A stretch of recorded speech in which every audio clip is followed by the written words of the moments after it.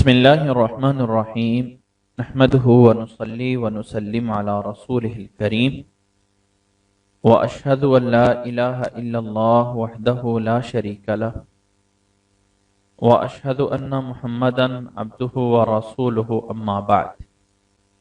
آج ہماری یہ کلاس ترتیب کے اعتبار سے 25 نمبر کلاس ہے، جس میں ہم اپنی تطبیق القرآن کی کلاس میں الحمدللہ پہ پہنچے ہوئے ہیں۔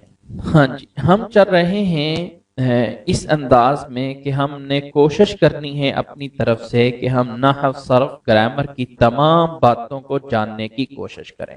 الحمدللہ میں سے الحمد کو پورا کر لیا ہے، لام کو پورا کر لیا ہے، اور لفظ اللہ جو ہے وہ گویا کہ باقی ہے۔ اور کیا آپ لوگوں کو یاد ہے لفظ اللہ جو ہے ہم نے اس کو کہاں پہ پڑھ لیا تھا؟ لفظ اللہ کو جی ہم نے اعوذ باللہ من الشیطان الرجیم میں 4 اور 5 کلاس جو ہے وہ اس میں ہم نے لفظ اللہ کو تفصیل کے ساتھ پڑھا تھا۔ وہاں پہ جو بات ہم نے کی تھی اس کا خلاصہ میں یہاں پہ ذکر کر دیتا ہوں۔ اس میں پہلی بات یہ تھی کہ لفظ الجلالہ جو ہے یہ لفظ جو ہے مشتق ہے یا جامد ہے، یا جامد ہے یا مشتق ہے، کیا چیز ہے؟ اور ہم نے اس میں راجح کس چیز کو قرار دیا تھا؟ مشتق اور جامد میں سے کس چیز کو راجح کیا تھا کہ یہ مشتق ہے۔ لفظ اللہ کا اشتقاق کیا ہے؟ یہ الہ یا لہو سے ہے، الہ، جس کا معنی ہے عبادہ، عبادت، اور لفظ اللہ یہ اصل میں ہے الالہ۔ اور الہن کیا ہے؟ الہن جو ہے یہ مصدر ہے بمعنی مفعول، یعنی مألوہن، مفعول کے معنی میں مصدر ہے۔ اور جب ہم یہ الالہ سے اللہ اس لیے بنا کہ الہن کا جو حمزہ تھا، الف تھا، حمزہ تھا، وہ جو ہے کثرت استعمال کی وجہ سے جو ہے وہ گر گیا، اس لیے پیچھے جب لام لگا تو وہ ساتھ مل گیا اور یہ بن گیا اللہ۔ اصل میں ہے الالہ بمعنی معبود کامل۔ اس سے اگلی بات جو ہم نے جانی تھی لفظ اللہ کی بحث میں، وہ ہم نے اس بات کو جانا تھا کہ کچھ ایسی چیزیں ہیں جو لفظ اللہ کی خصوصیات ہیں۔ لفظ اللہ کی پہلی خصوصیت کیا ہے؟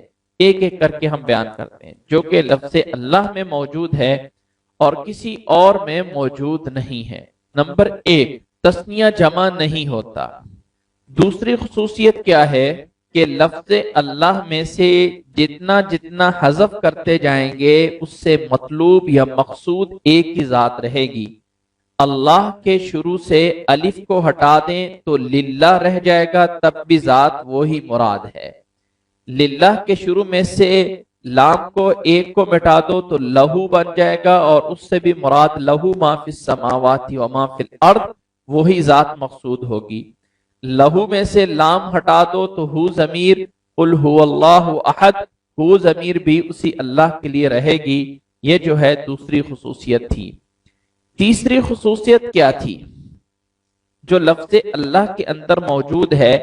وہ یہ ہے کہ لفظ الجلالہ کا نام جو ہے اللہ، اس میں تفخیم اور ترقیق ہے۔ یہ شاید تجوید کے لوگ جانتے ہیں ترقیق اور تخفیم جو ہے وہ کیا ہے، تھا کہ قرآن مجید میں تفخیم اور ترقیق یہ کیا ہے؟ یہ ہے کہ لفظ اللہ کے شروع میں فتحہ یا ضمہ ہو تو اس کے درمیان والے لام کو موٹا کرتے ہیں، اللہ، رسول اللہ، اور اگر اس سے پہلے کسرہ آ جائے تو لام باریک پڑا جاتا ہے، للہ، باللہ، باللہ نہیں کہا جاتا۔ یہ ہے تفخیم اور ترقیق، تفخیم موٹا کرنا اور ترقیق باریک کرنا۔ یہ ہے لفظ اللہ کے لام میں، جبکہ لفظ الجلالہ کے لام کے علاوہ کہیں اور جو ہے یہ تفخیم یا ترقیق لام پہ نہیں ہوتی۔ چوتھے خصائص میں سے کیا تھا کہ قرآن مجید میں اور احادیث میں سب سے زیادہ آنے والا یہی لفظ ہے۔ پانچواں اس کا یہ تھا کہ تمام اسماء حسنہ اسی کی طرف مضاف ہو کے استعمال ہوتے ہیں کہ اللہ الرحمن، اللہ الرحیم، اللہ الغفور، اللہ القہار، اللہ الجبار۔ چھٹا یہ تھا کہ لفظ اللہ کے ندا اور منادہ بنانے میں اس سے کے شروع میں سے الف لام جو ہے وہ باقی رہتا ہے، جبکہ باقی اسماء میں سے الف لام جو ہے وہ ہٹ جاتا ہے۔ جیسے کہ الرحمن کے شروع میں یا لگایا جائے تو ہم کہیں گے یا رحمان، الف لام نہیں لگائیں گے، جبکہ اللہ کے شروع میں الف لام باقی رہتا ہے یا اللہ۔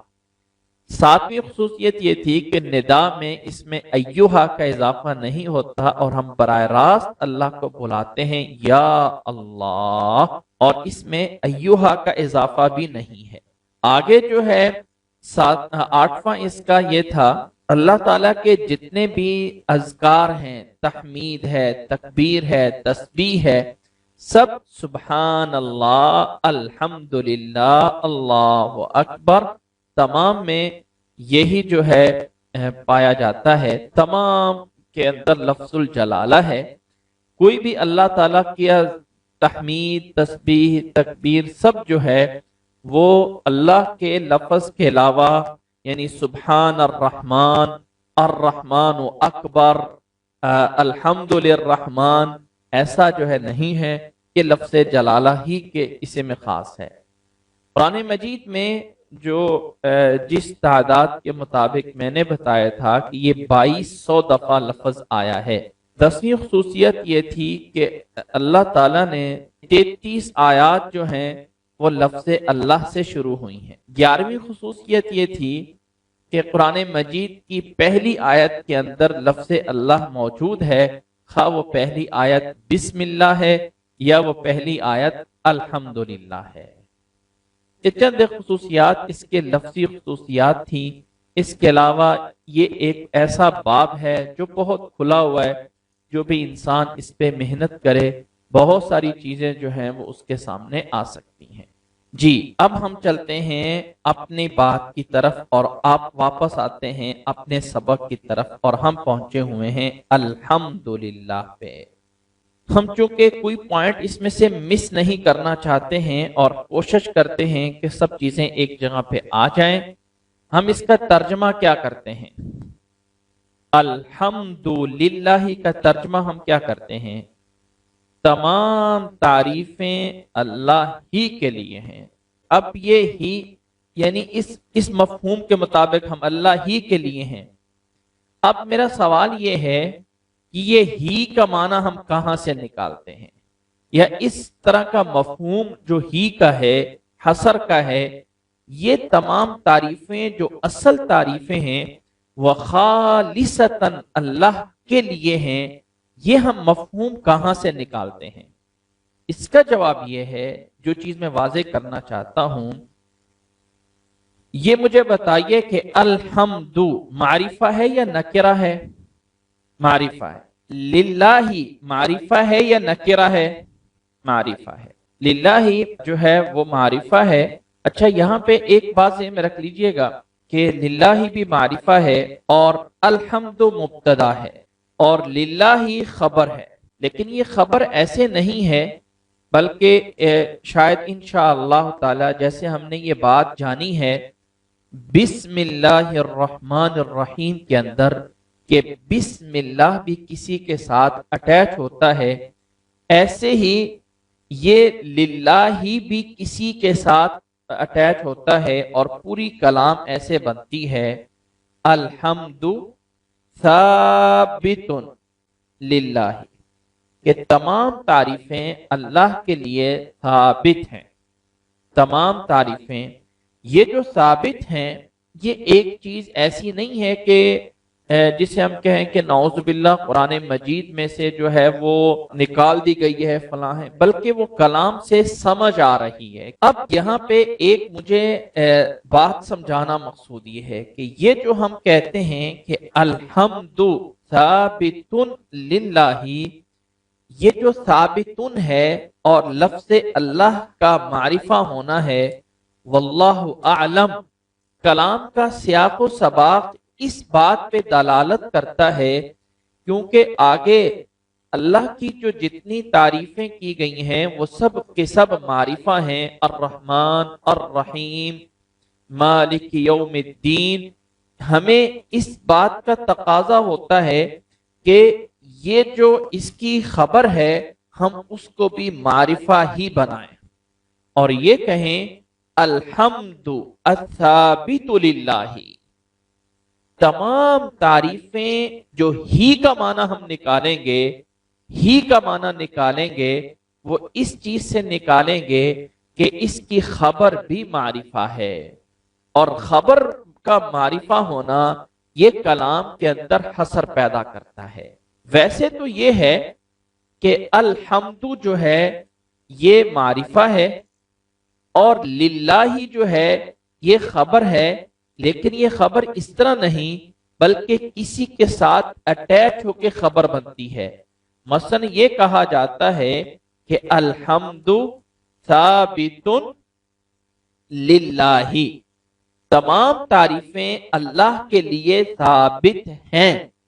جبکہ ہم کلام کے سیاق و سباق پہ غور کرتے ہیں تو کلام میں حصر ہے، اللہ ہی کے لیے، یعنی ہر قسم کی جو تعریف ہے نا اس کا صرف ایک ہی مستحق ہے اور وہ ہے اللہ کی ذات، جس کا صرف اور صرف جو تمام تعریفوں کا مستحق ہے وہ صرف ایک ذات ہے۔ اور عربی کا اصول ہے، ایک قاعدہ ہے نحو کا، جی الثابت للہ، یہ اصول ہے وہ یہ ہے کہ تعریف الخبر یفید الحصر۔ جب خبر کو ہم معرفہ بناتے ہیں تو اس سے کلام کے اندر حصر کا معنی کیا ہے؟ حصر کا معنی ہے کہ کوئی چیز خالص کرنا اور دوسروں سے اس کی نفی کرنا۔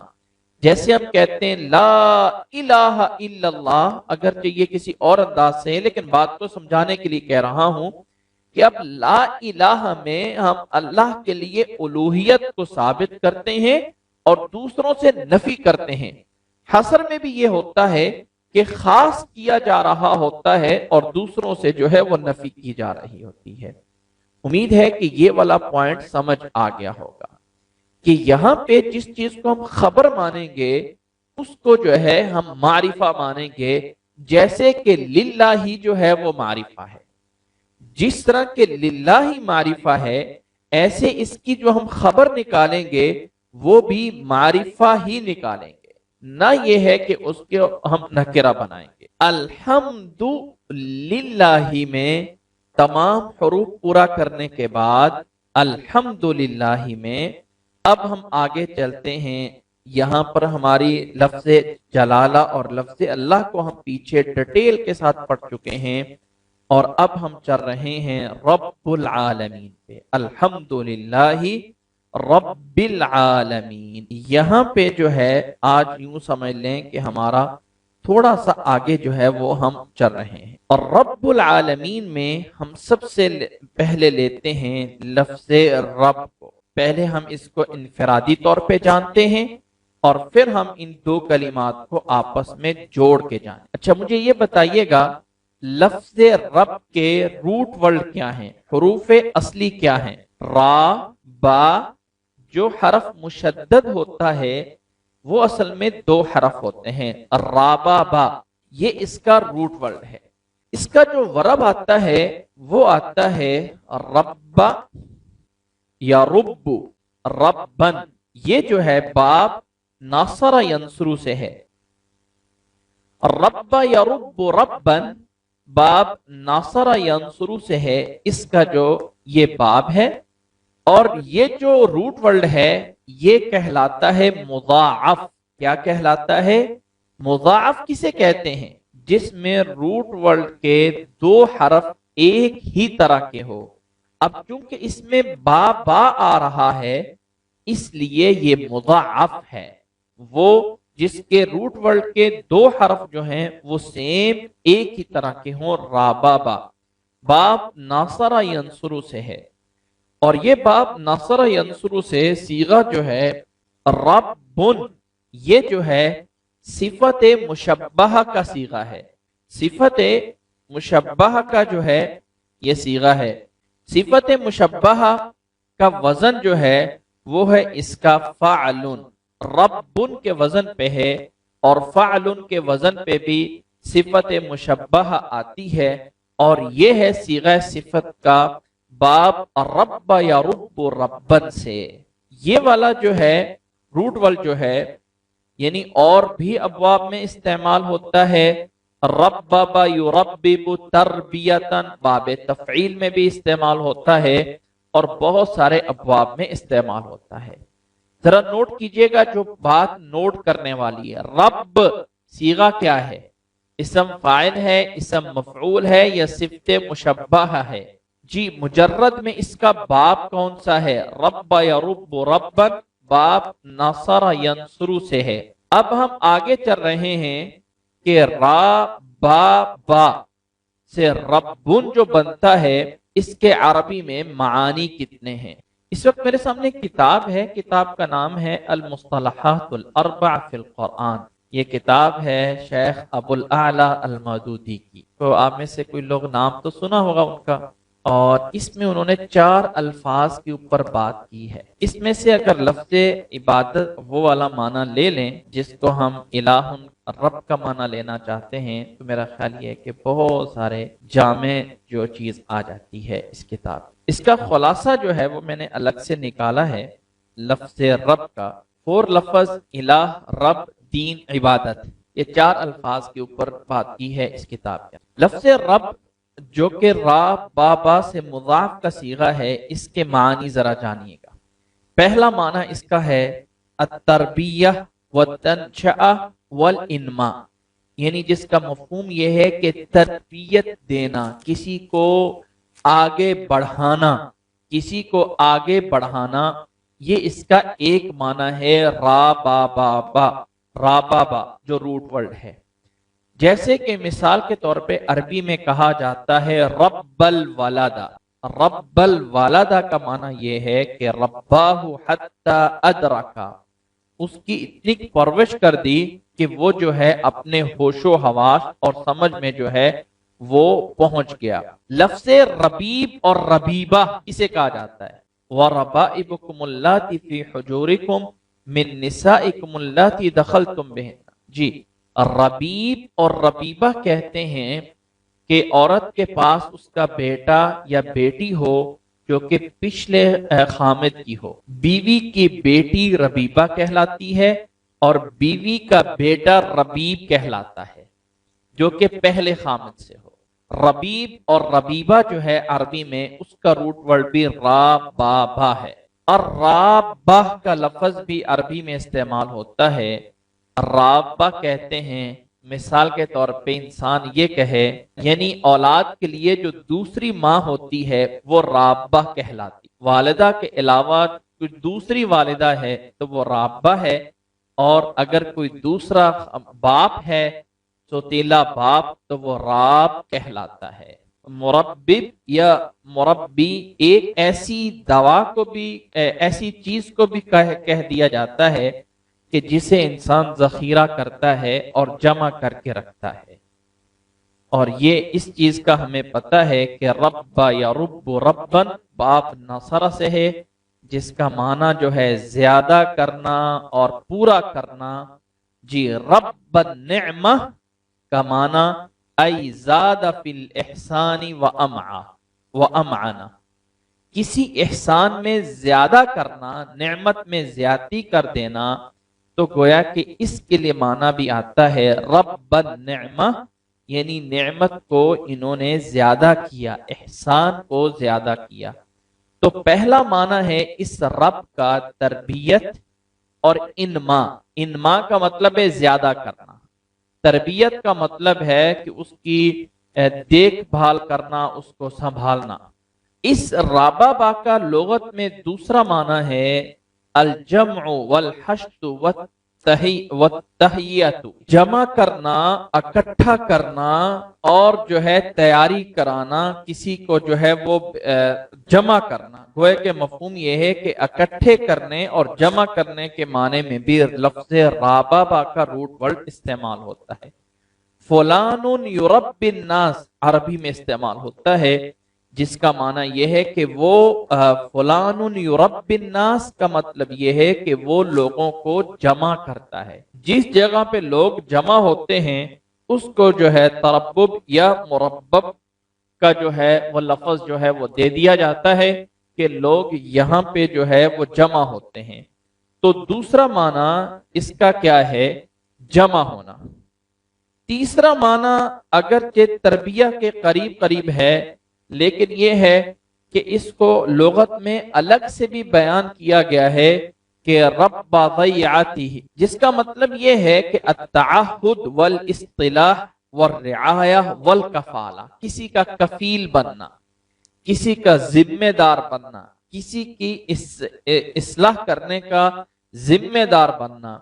صفوان ابن امیہ کی ایک روایت آتی ہے کہ انہوں نے صفوان ابن امیہ نے ابو سفیان سے کہا تھا لَأَن يُرَبِّينِي رَجُلٌ مِّن قُرَيْشٍ أَحَبُّ إِلَيَّ مِنْ أَن يُرَبِّينِي رَجُلٌ مِّن حَوَازِن، جس کا مطلب یہ تھا کہ میرا جو ہے وہ کفیل بنے یا میرا جس سے معاہدہ ہو، جو میرا جو ہے وہ ذمہ دار بنے، وہ قریش کا آدمی بنے تو زیادہ بہتر ہے حوازن میں سے۔ تو یہاں پہ لَأَن يُرَبِّينِي رَجُلٌ مِّن قُرَيْشٍ أَحَبُّ إِلَيَّ مِنْ أَن يُرَبِّينِي رَجُلٌ مِّن حَوَازِن، یہاں سے مراد اس کا کفیل بننا ہے اور اس کے ساتھ تعاہد کرنا ہے، معاہدہ کرنا ہے۔ تو گویا کہ تیسرا معنی جو ہے وہ رابابا کا لغت میں معاہدہ، تعاہد، یعنی آپس میں ایک دوسرے کے ساتھ ذمہ داری اٹھا لینا اور اس کی کفالت اور رعایت کی کسی طرح کی ذمہ داری جو ہے اس کے لیے بھی ہے یہ لفظ استعمال ہوتا ہے۔ چوتھا معنی جو ہے العلا والسیادہ والریاسہ وتنفیذ الامر والتصرف، یعنی کسی قوم کے اوپر جو ہے وہ حکومت کرنا، ریاست کرنا، اس کا رئیس بننا، اس کے لیے بھی جو ہے کسی قوم کے اندر اس کو چلانا، اس کے لیے بھی لفظ رابابا استعمال ہوتا ہے۔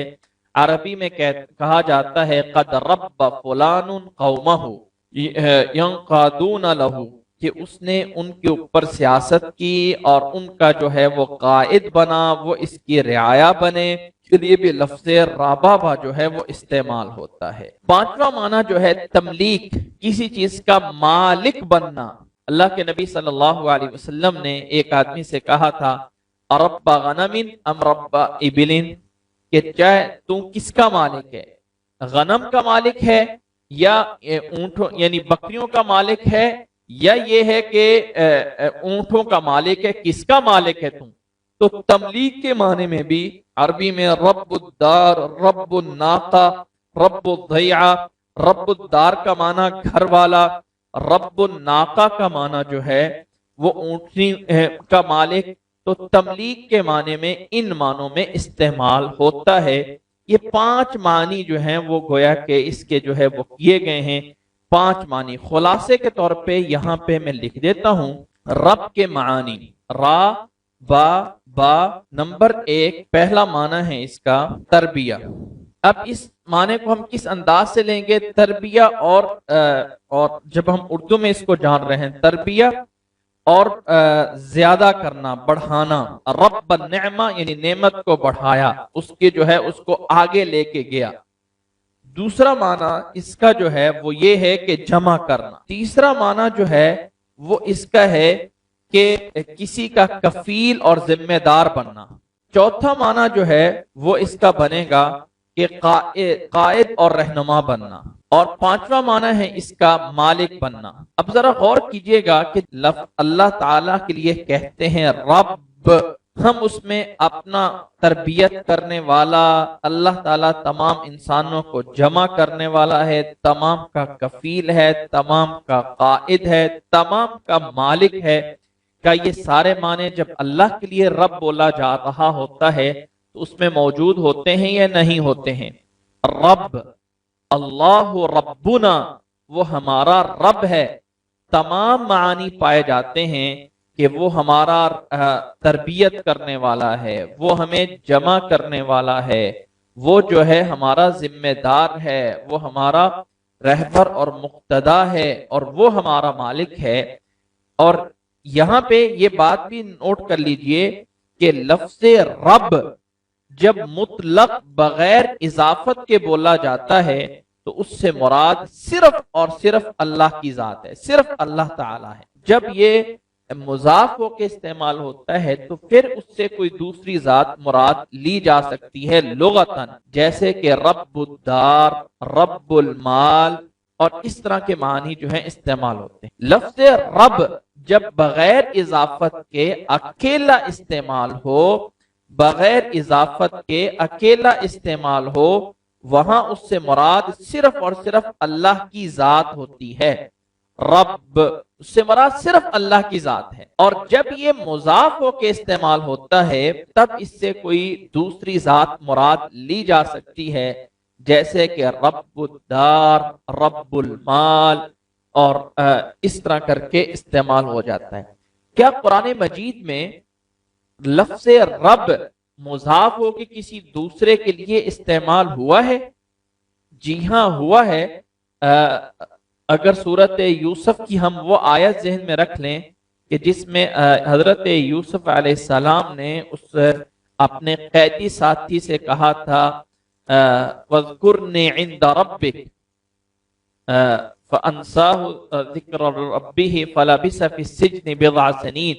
وہاں پہ لفظ رب جو ہے وہ وہاں پہ عزیز مصر کے اوپر بولا گیا کیونکہ ان کے ہاں وہ لفظ اس معنی میں معروف ہو چکا تھا، اور وہاں پہ بھی اضافت کے ساتھ وَاذْكُرْنِي عِنْدَ رَبِّكَ تو مالک کے معنی میں بھی ہو سکتا ہے کہ اپنے مالک کے ہاں میرا تذکرہ کرنا، اپنے مالک کے ہاں، جبکہ اس کے بغیر لفظ رب جو ہے مطلق طور پہ اللہ کے علاوہ کسی اور کے لیے استعمال نہیں ہوتا ہے۔ لفظ رب کا جب ہم رب العالمین کہتے ہیں کیا معنی ہے؟ تمام قسم کی تعریفیں صرف اس اللہ کے لیے ہیں جو تمام جہانوں کا رب ہے، جو تمام جہانوں کا مالک ہے۔ یہاں پہ ہم رب العالمین میں وہ سارے معنی موجود ہیں، اس رب کی تمام تعریفیں ہیں، اس رب کی کہ جو تمام جہانوں کا رب ہے، رب کے مالک ہے، ان کی تربیت کرنے والا ہے، ان کی حاجتیں پوری کرنے والا ہے، سب کچھ۔ یہاں پہ ایک نقطہ ہے، اگرچہ اس کا تعلق تفسیر سے ہے، ہمارے اس لغت سے نہیں ہے، لیکن میں اشارہ کر دینا چاہتا ہوں۔ سوال یہ ہے کہ اللہ نے یہاں پہ لفظ رب کی صفت کیوں ذکر کی ہے؟ الحمدللہ رب العالمین میں اللہ تعالی نے یہاں پہ رب کی صفت کیوں ذکر کی ہے؟ اچھا، آپ لوگوں کو ایک حدیث کا حوالہ دے دیتا ہوں کہ رسول اللہ صلی اللہ علیہ وسلم نے فرمایا کہ افضل الذکر لا الہ الا اللہ وافضل الدعاء الحمدللہ۔ تمام افضل ذکر جو ہے وہ لا الہ الا اللہ ہے، اور افضل دعا جو ہے وہ الحمدللہ ہے۔ کیا یہ حدیث سنی ہے؟ اگر نہیں سنی تو اس کا جواب یہ ہے کہ رسول اللہ صلی اللہ علیہ وسلم کی یہ صحیح حدیث ہے کہ آپ صلی اللہ علیہ وسلم نے فرمایا ہے کہ افضل الذکر لا الہ الا اللہ وافضل الدعاء الحمدللہ۔ ذرا آپ غور کیجئے گا کہ یہ دعا کیسے بنتی ہے۔ جب انسان کسی بڑے آدمی کے سے جا کے مانگنا چاہتا ہے کوئی چیز تو اس کو کہتا ہے کہ چودھری صاحب آپ تو بڑے اچھے ہیں، آپ تو ہمیشہ ہمارا خیال رکھتے ہیں، آپ تو ہمارا جو ہے وہ ہمیں کبھی جو ہے وہ پیچھے نہیں کرتے ہیں. تو انسان ضمناً جب کسی بڑے کی تعریف کر رہا ہوتا ہے تو کوئی نہ کوئی تھوڑا سا چاہت یا مطلب یا لالچ جو ہے وہ دل میں موجود ہوتا ہے. اللہ تعالیٰ سے جب مانگنا تھا اس دعا کے اندر تو اللہ تعالیٰ نے صفت ربوبیت کا اس لیے ذکر کیا کہ بندہ جب اپنے رب کی تعریف کر رہا ہے تو یہاں پہ الہ العالمین کی صفت نہ آئے بلکہ رب العالمین کی صفت آئے کہ گویا کہ ایک شعور پیدا ہو رہا ہے کہ اے اللہ میں تمام تعریفیں تیری کر رہا ہوں، صرف اور صرف تیری، تو ہی تعریفوں کا مستحق ہے، اور اس لیے کہ تو ہی میری تمام خواہشیں پوری کرنے والا ہے. ضمناً اشارہ ہے کہ اے اللہ جو میری خواہشات ہیں، جو میری ضروریات ہیں وہ پوری کر دے، اس لیے کہ پالتا تو ہے، رب تو ہے، پالنے والا ذات تو ہے. کون ہے تیرے علاوہ جو مجھے میرا رب یعنی میری ضرورتیں پوری کرنے والا ہے. تو اس رب کی صفت کو یہاں الہ العالمین کی صفت نہیں لائی گئی بلکہ رب کی صفت لائی گئی ہے، اس لیے کہ بندے سے منگوانا ہے کہ بندہ مانگے کہ یہاں اللہ تعالیٰ کی تمام چیزیں اٹیچ ہونی ہیں. آگے بھی جو صفتیں ذکر کی ہیں، الرحمن، الرحیم، مالک یوم الدین، ایسی صفات ذکر کی ہیں کہ بندے کے یہ شعور آئے، کہ یہ شعور بندہ لے کے اپنے رب سے مانگے کہ اللہ تم ہی سب چیزوں کا مالک ہے اور تو ہی رحمان رحیم ہے، سب سے بڑا رحم کرنے والا ہے، تو ہی میری ضروریات پوری کرتا ہے، لہذا اے اللہ تو میری ضروریات کو پورا کر دے. اس لیے تمام دعاؤں میں سے افضل دعا الحمدللہ ہے، اور تمام ذکر میں سے افضل ذکر جو ہے وہ لا الہ الا اللہ ہے. تو آج کی میں گفتگو یہیں پہ اختتام کرتا ہوں. لفظ رب کا لغتاً میں معنی ہم نے جان لیا ہے. اب اس میں ایک بات رہتی ہے جس کو ہم سمجھنے کے بعد کریں گے، اور وہ ہے مضاف ہونا اس کا، کہ لفظ رب جو ہے مضاف ہے العالمین کی طرف. اس کی تفصیل انشاءاللہ تعالی ہم العالمین کے ڈیٹیل پڑھنے کے بعد جانیں گے، کیونکہ جب ہم اس کی ڈیٹیل کو جان لیں گے تو پھر ہمارے لیے اس کی مضاف اور مضاف الیہ، اور یہاں پہ ایک ذہن میں رکھ لیجئے گا کہ جو ہم عام چیزوں میں مضاف اور مضاف الیہ بناتے ہیں نا، یہاں پہ ایک اور بھی درمیان سے مضاف اور مضاف الیہ نکلے گا جو کہ ہمارے لیے ایک نئی چیز بن جائے گی کہ یہ کون سا مضاف اور مضاف الیہ ہے جو یہاں سے نکل آیا ہے. ٹھیک ہے، انشاءاللہ تعالی ہم اپنی کلاس کا یہیں پہ اختتام کرتے ہیں. اللہ تعالی ہمیں ان تمام چیزوں کو یاد رکھنے کی توفیق عطا فرمائے. جی سلسلہ اللہ آپ کا ذائقہ خیر دے. ماشاءاللہ آپ کا بہت اچھا سوال ہے. سوال یہ ہے کہ ہمیں کیا چیز مجبور کر رہی ہے کہ ہم الثابت بنائیں اس کی خبر الحمدللہ کی. ہم اس کی خبر جو ہے الحمدللہ، الحمد ثابت للہ عام روٹین کے مطابق کیوں نہیں کر سکتے ہیں؟ یہاں پہ کیا وجہ ہے یا کون سی ہمیں چیز مجبور کر رہی ہے کہ ہم یہاں پہ اس کی خبر کو معرفہ بنائیں؟ یہ ہے سوال. اس کا جواب یہ ہے، اصل میں آپ کی بات یقیناً یہ درست ہے کہ ہم اس کو عام روٹین کے مطابق بھی بنا سکتے ہیں کہ الحمد ثابت للہ.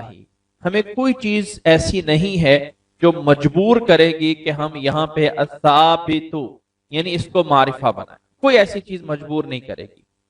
لیکن بات یہ ہے کہ جب ہم اس کے اندر وہ بلاغت کی بنیادوں پہ جاتے ہیں اور ہم اس کے ترجمے میں بھی یہ ذہن میں بات رکھتے ہیں کہ وہ خالصتاً ایسی ذات کے جس کے لیے تمام تعریفیں ہوں، وہ صرف اللہ کی ذات ہے، کوئی اور نہیں ہے. جس کے لیے تمام استغراقی جملہ محامد ذات کے لیے ہوں، وہ صرف اور صرف اللہ کی ذات ہے. تو ہمیں کوئی ایک قرینہ نکالنا ہوگا جو حصر پیدا کرے. کوئی ایک قرینہ اگر ہم یہ لے کے آئیں तो वो कौन सा करीना निकालेंगे? सवाल ये है कि अगर हम ये भी ज़हन में रखना चाहते हैं कि वो खालिसतन अल्लाह है और कोई और नहीं है, दूसरों की नफी भी करनी है, तो फिर कौन सा करीना निकालना पड़ेगा? इस पॉइंट पे जब हम गौर करते हैं तो फिर हमें ये एक बात थोड़ी सी तक़वियत में लगती है कि यहां खबर में हसर पैदा कर दिया जाए, खबर में हसर पैदा कर दिया जाए। बाकी ये है कि ये जो महजूफात होते हैं, ये सियाक व सबाक के लिहाज से किसी तरह भी इंसान इनको निकाल सकता है जी। और ये जो महजूफ साबित है, कुछ लोग शायद इंशाअल्लाह ताला बिस्मिल्लाह में भी हमें पता चल गया था कि कुछ लोग ये फेल निकालते हैं, कुछ लोग जो है हर जगह पे फेल निकालते हैं, कुछ लोग हर जगह पे ये महजूफ जो है इसम निकालते हैं। यानी वो कूफी और बसरियों की जो है वो बात कि हर जगह पे जो महजूफ है वो इसम होगा, या हर जगह पे जो महजूफ है वो फेल होगा।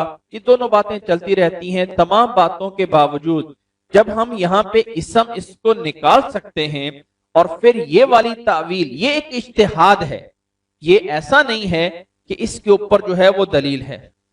लफ्ज़ हमद जो है वो अल्लाह की जात के लिए हम उसमें ये कह सकते हैं कि जब हम अल्लाह की जात के अलावा क्या किसी को महमूद कहना, महमूद रखना मना किया गया है?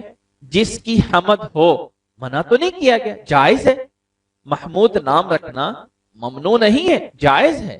हामिद, महमूद जी, मोहम्मद, ये तमाम जवाब हैं। तो इसका मतलब महमूद का क्या मतलब है? महमूद का क्या मतलब है? मोहम्मद का क्या मतलब है?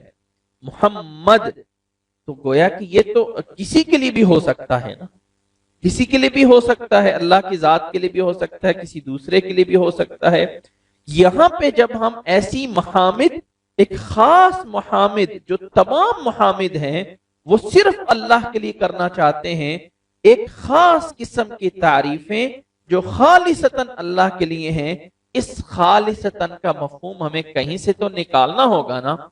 इस पॉइंट के लिए अगर हम इसको असाबित तो निकाल लें तो वल्लाहु आलम ये जो है वो जायज है। उम्मीद है कि इससे कुछ हमें जो है तसल्ली हो जाएगी। बाकी ये कि ये इज्तिहाद है, ये कोई ऐसी ठोस दलील नहीं है कि इसके ऊपर कोई इंसान कहे कि नहीं सिर्फ ये ही राय बन सकती है, दूसरी राय नहीं बन सकती। यहां महजूफ फेल भी निकाला गया है, या महजूफ इसम नकरा भी बन सकता है, और यहाँ पे महजूफ इसम मारिफा भी बन सकता है। मैं इस बारे में बात की थी कि अल्हम्दुलिल्लाही में अल्हम्दुलिल्लाही भी क़िरात है, तो वो उसकी हमें एक दलील मिल गई कि ये से बता रही हैं कि उन्होंने क़िराआते जो नादिरा हैं उनमें से एक क़िरात है जिसमें इमाम हसन बसरी की क़िरात जो है वो अल्हम्दुलिल्लाह है। और उसकी वजह भी वही बताई गई है जो वजह हमने पिछली दफ़ा बताई गई थी कि जर्रुल जवार के आगे वाले हरफ की इत्तिबा करते हुए पहले हरफ को हरकत दे दी जाती है। अल्हम्दी की दाल को कसरा लाम के कसरे की वजह से दे दिया गया है। अगर फी नफ्सी ही उसका एराब कोई और हो, ये समझ लिया जाए, और उसमें जो है वो एराब उसका मुकद्दर हो, और फिर इसको जर इस बुनियाद पे दे दी गई कि ये जो है आगे वाले हरकत की मुताबत की बुनियाद पे। तो जज़ाकल्लाह, अल्लाह ताला आपको खैर दे। और बाकी जो खुसूसियात लफ्ज़ अल्लाह में हमने ये बताया है कि लाम को जो है तफखीम या तरकीक की जाती है, तो ये इसकी खुसूसियत बिल इत्तिफाक तमाम के पास है। जबकि इसके अलावा जो है किसी लाम में, किसी क़िरात में कोई तफहीम या तरकीक है तो वो जुज़वी है, लेकिन कुल्ली जो है वो खालिसतन अल्लाह के लफ्ज़ जलाला के लिए है। उम्मीद है कि ये बात भी हमें समझ आती है। अल्लाह ताला हमें समझने की तौफीक अता फरमाए। जी, तो मैं इसी के साथ फिर आज की क्लास का जो है वो इख्तिताम करते हैं। अल्लाह ताला हमें तमाम ये चीज़ें समझने की और समझ करके अमल करने की तौफीक अता फरमाए। जज़ाकुमुल्लाहु अहसनुल जज़ा। अस्सलामु अलैकुम व रहमतुल्लाहि व बरकातुहू।